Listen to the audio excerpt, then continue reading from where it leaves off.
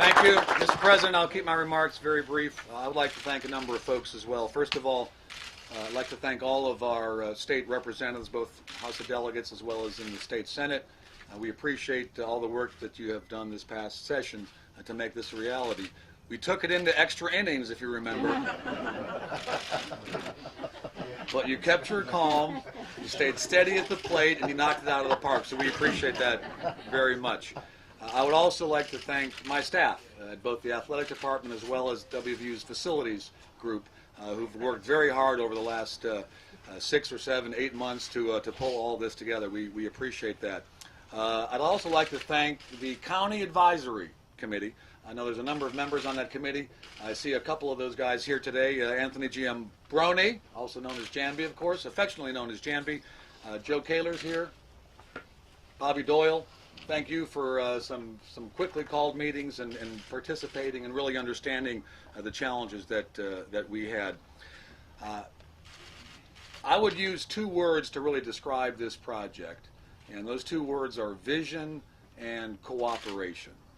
And great vision was exhibited by our county commissioners, who understood what this project could mean, and not just the ballpark here, but of course all the developments, the utility relocations, the new interchange, and more to come at this complex, University Town Center. Certainly, Commissioner Callan, your vision for developing the west side of the county, beginning right at the freeway, is a very attractive vision, I think is shared by many residents of Mon County. But vision and cooperation exhibited by the County Commission as well as by all of our state representatives. A great example of entities working together. The university, John and Bob Lynch from Monview, Consol, the private developers, the county, the city of Granville, the House of Delegates, the state Senate, the state's Economic Development Authority. Just tremendous cooperation, and it's indicative of the type of team approach that we've taken with this project, and we sincerely appreciate that. And finally, I'd like to say one last word to echo Bart's comments. Keep in mind, this is an old coal mine, and it's remarkable, I believe, the vision and cooperation that have gone into creating University Town Center, with much more to come. We're now in phase 3, as John mentioned. But this is an old coal mine, and there'll be young kids coming up. Joe Kaler's got his baby here, I think the youngest person in attendance today, and he'll be up here watching baseball for decades to come, shopping, enjoying a good meal, maybe going up to the hospital to get a flu shot.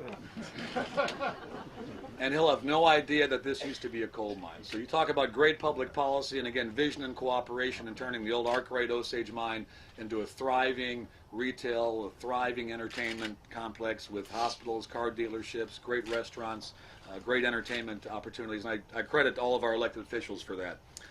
One final word. I'd like to thank Jason Donahue for all the work that Jason did on this project. He and I were up late at night. We were doing play-by-play when we went into extra innings to make sure we got the issues resolved in Charleston. But more importantly, Jason forgot to thank his wife Janet. And we all know how important our spouses are. My spouse Kathy was very important in that process, as was Jason's spouse. So I'm pinch hitting for Jason here and thanking you for all the work that you've done. And with that, I'll turn it over to our new speaker, Representative Miley. Tim.